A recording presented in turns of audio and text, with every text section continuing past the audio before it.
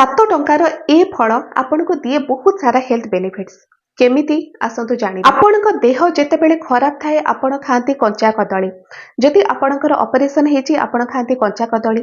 ଆପଣଙ୍କ ଘରେ ଛୋଟ ପିଲା ଥିଲେ ବି ଆପଣମାନେ ଦିଅନ୍ତି ସେମାନଙ୍କୁ କଞ୍ଚା କଦଳୀ ସିଝେଇକି। କିନ୍ତୁ କାହିଁକି? କଞ୍ଚା କଦଳୀରେ କ'ଣ ରହିଛି?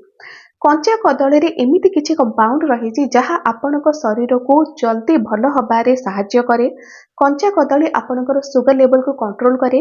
ଆହୁରି ବହୁତ କିଛି ହେଲ୍ଥ ବେନିଫିଟ୍ସ ଆପଣଙ୍କୁ ଦିଏ। ଆଜିର ଭିଡ଼ିଓରେ ଆପଣ କଞ୍ଚା କଦଳୀର ଏମିତି କିଛି ହେଲ୍ଥ ବେନିଫିଟ୍ସ ବିଷୟରେ ଜାଣିବେ ଯାହାକୁ ଶୁଣିବା ପରେ ଡେଲି ଆପଣ ଗୋଟାଏ କଞ୍ଚା କଦଳୀ ନିଶ୍ଚୟ ଆଣିକି ଖାଇବେ। ତେବେ କ'ଣ ସବୁ ହେଲ୍ଥ ବେନିଫିଟ୍ସ ରହିଛି ଏବେ ଆସନ୍ତୁ ଜାଣିବା ଆଉ ଭିଡ଼ିଓଟିକୁ ଷ୍ଟାର୍ଟ କରିବା। କଞ୍ଚା କଦଳୀ ଏମିତି ଗୋଟିଏ ପରିବା ବା ଆପଣମାନେ ଏହାକୁ ଫଳ ବି କହିପାରିବେ। ଏଥିରେ ଲୋ କ୍ୟାଲୋରି ରହିଛି। କ୍ୟାଲୋରି ପୁରା କମ୍ ମାତ୍ରାରେ, ଯୋଉଥିପାଇଁ ଆପଣଙ୍କର ସୁଗର ଲେଭେଲ ସବୁବେଳେ କଣ୍ଟ୍ରୋଲ ହେଇକି ରୁହେ। ଯେତେ ସବୁ ଖାଦ୍ୟ ଆପଣମାନେ ଖାଉଛନ୍ତି, ପରିବା ହେଉ ଡାଲି ହେଉ, ସେଥିରେ କିଛି ନା କିଛି କ୍ୟାଲୋରି ରହୁଛି। ଭାତ ରୁଟି ଏସବୁଥିରେ ଅଧିକା କ୍ୟାଲୋରି ରହୁଛି। ଆଉ ସେଇଥିପାଇଁ ତ ଯେଉଁମାନେ ଡାଇବେଟିକ୍ ପେସେଣ୍ଟ ଥାଆନ୍ତି ସେମାନଙ୍କୁ ଭାତ ଆଉ ରୁଟି କମ୍ ଖାଇବା ପାଇଁ କୁହାଯାଏ। ପନିପରିବା ଏସବୁ ଅଧିକ ଖାଇବା ପାଇଁ କୁହାଯାଏ, କାରଣ ପନିପରିବାରେ କ୍ୟାଲୋରି ଲୋ ଥାଏ ଆଉ ଭାତ ରୁଟିରେ କ୍ୟାଲୋରି ଅଧିକ ଥାଏ। ଠିକ୍ ସେମିତି କଞ୍ଚା କଦଳୀରେ ବି ବହୁତ କମ୍ କ୍ୟାଲୋରି ଥାଏ। ବହୁତ କମ୍ କ୍ୟାଲୋରି ଯୋଗୁଁ ଏଥିରେ ଆପଣଙ୍କର ସୁଗର ଲେଭେଲ ବଢ଼ିବାର ଚାନ୍ସ ହିଁ ନାହିଁ।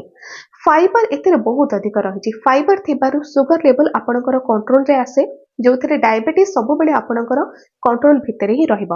ଠିକ୍ ସେମିତି ଫାଇବରର ମାତ୍ରା ବହୁତ ଅଧିକ ଥିବାରୁ କଞ୍ଚା କଦଳୀରେ ଆପଣଙ୍କ ଶରୀରରେ ବ୍ୟାଡ୍ କୋଲେଷ୍ଟ୍ରଲକୁ ମଧ୍ୟ କମାଏ।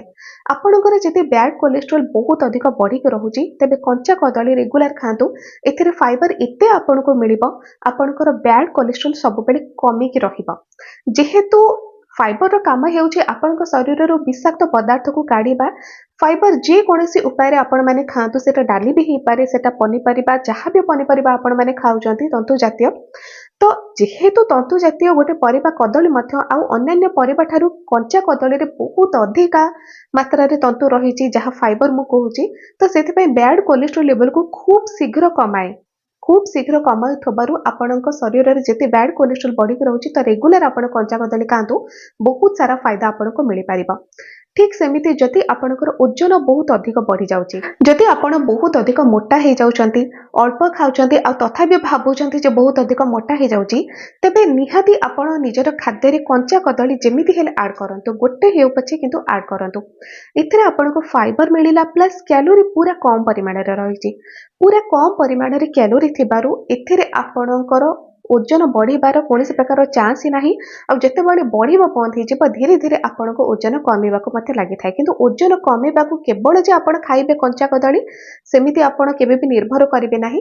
ଆପଣଙ୍କୁ ପ୍ରପର ଏକ୍ସରସାଇଜ ବି କରିବାକୁ ପଡ଼ିବ, ନଚେତ୍ ଯାହା ବି ଚର୍ବି ଜମା ହେଇଛି ସେସବୁ କଟିବ କେମିତି।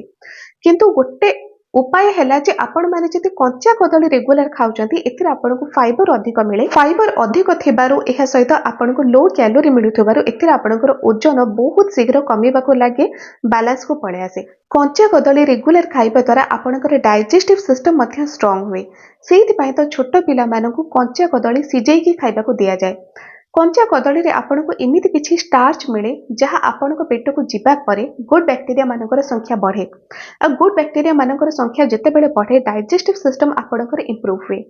ହଜମ ଶକ୍ତି ଆପଣଙ୍କର ଠିକ୍ରେ ଚାଲିବ, ଗ୍ୟାସ୍ ଆପଣଙ୍କର ଜଲ୍ଦି ବାହାରିଯିବ, ଆସିଡିଟି ଆପଣଙ୍କର କମ୍ ହେବ, ଯାହାଦ୍ୱାରା ହଜମ ଶକ୍ତି ଆପଣଙ୍କର ଧୀରେ ଧୀରେ ଇମ୍ପ୍ରୁଭ କରେ।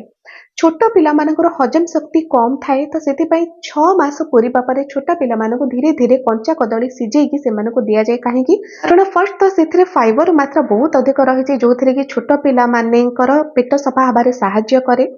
ଆଉ ଯେତେବେଳେ ଗୁଡ୍ ବ୍ୟାକ୍ଟେରିଆ ମାନଙ୍କର ସଂଖ୍ୟା ବଢ଼େ ତ ସେତେବେଳେ ହଜମ ଶକ୍ତି ମଧ୍ୟ ଇମ୍ପ୍ରୁଭ ହୁଏ। ଛୋଟ ପିଲାମାନେ ଯେତେବେଳେ କଞ୍ଚା କଦଳୀ ସିଝା ସେମାନଙ୍କୁ ଦିଆ ହୁଏ ତ ସେମାନଙ୍କର ଡାଇଜେଷ୍ଟିଭ ସିଷ୍ଟମ ଇମ୍ପ୍ରୁଭ କରେ, ହଜମ ଶକ୍ତି ଠିକଠାକ ଚାଲେ ଆଉ ଛୋଟ ପିଲାମାନେ ଏହାକୁ ଜଲ୍ଦି ହଜମ ମଧ୍ୟ କରିଦିଅନ୍ତି।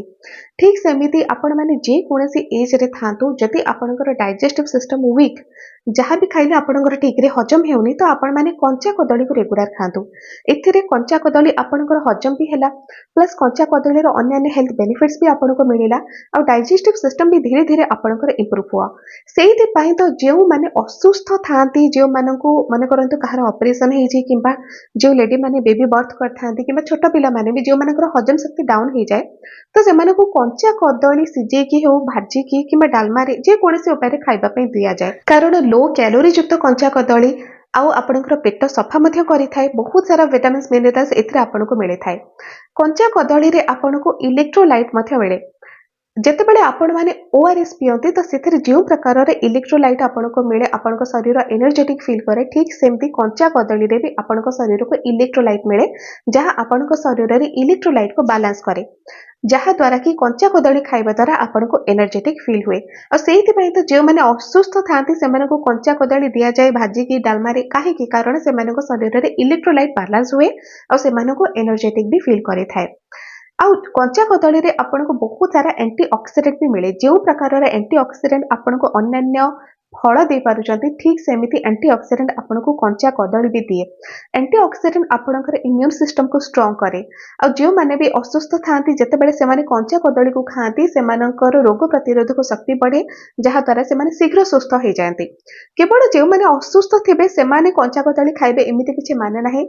ଆପଣମାନେ ସୁସ୍ଥ ବ୍ୟକ୍ତି ହୁଅନ୍ତୁ କିମ୍ବା ଆପଣମାନେ ଡାଇବେଟିକ୍ ପେସେଣ୍ଟ ଆପଣଙ୍କର ବ୍ୟାଡ୍ କୋଲେଷ୍ଟ୍ରଲ୍ ବଢ଼ୁଛି ଓଜନ ବହୁତ ଅଧିକ ଆପଣଙ୍କର ନିୟନ୍ତ୍ରଣରୁ ବାହାରକୁ ପଳେଇ ଯାଉଛି ସମସ୍ତେ କଞ୍ଚା କଦଳୀ ଖାଇବା ଉଚିତ ଆଉ ଯଦି ଡେଲି ନ ଖାଇପାରୁଛନ୍ତି ତେବେ ଆପଣ ସପ୍ତାହକୁ 3 ରୁ 4 ଥର ନିଶ୍ଚୟ ଖାଇପାରିବେ ଆଉ ଯଦି ଡେଲି ବି ଆପଣମାନେ ଖାଇପାରିବେ ଆପଣମାନେ ଯଦି ଫ୍ୟାମିଲିରେ 3 ରୁ 4 ଜଣ ବି ଅଛନ୍ତି ଗୋଟେ କଦଳୀକୁ ଆଟଲିଷ୍ଟ ଆପଣମାନେ पूरा मिक्स करके पकातु अन्य जेकोसी खाद्य आपण मैंने प्रस्तुत करुँच मिक्स करके गोटे कदली भी जब पकई दौरान से आपको बहुत सारा फाइबर बहुत सारा हेल्थ बेनिफिट्स मिलता है।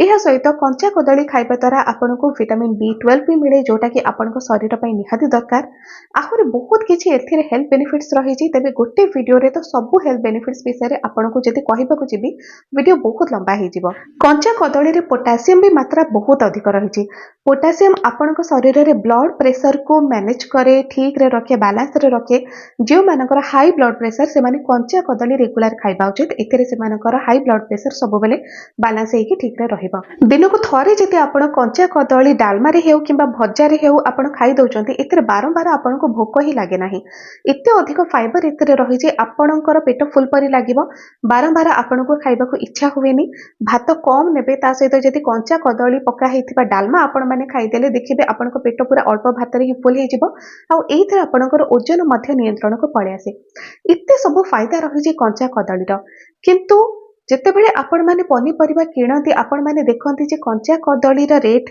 टिके आपनको अधिक लागे कि गोटे कदली आपण 7 टंका 8 टंका देकी किणती तो आपण माने भाबंती गोटे कदली नेबी एते पैसा देकी नेबी किंतु फ्रेंड्स कंचा कदली आपण जति गोटे भी आणुचंती आउ आपणकर फैमिली मेंबर जति 3 रु 4 जण भी थिबे आपण कोनसी खाद्य सामग्री रे डालमा रे किंबा भजा रे आपण मिक्स करि दियंतु मिक्स कले समस्ते भी अल्प अल्प खाइबार हे जिबा एठी समस्तनको भी कंचा कदली रो फायदा मिलि परिबा। पुणी गोटे प्रश्न भी मन रे उठे जे कंचा कदली जति डायबिटिक पेशेंट माने भी खाइ परिबे तेबे पाचिला कदली खाइबारे कोन प्रॉब्लम रही देखो कंचा कदली रे आपनको कैलोरी लो मिलुची पूरा कम कैलोरी सेथिरे रही किंतु पाचिला कदली रे आपनको बहुत सारा कैलोरी मिलेची और स्वाद रे भी पाचिला कदली मिठा सेही कंचा कदली को भी जति घरे आपण आनिकी किछि दिन रखि दियंतु से भी पाची जाए तो से पाची गला परे भी मिठा हो जाए से कैलोरी परिमाण बढ़ी जाए किंतु कंचा कदली रे कैलोरी परिमाण कम थाए तो कंचा कदली समस्ते खाई परिबे किंतु पाचिला कदली डायबिटिक पेशेंट माने एइथि खाई पारते नाही जे सेथे कैलोरी रो मात्रा बहुत अधिक थाए जोथरे कि सुगर लेवल आपनकर बढ़िबार चांसटा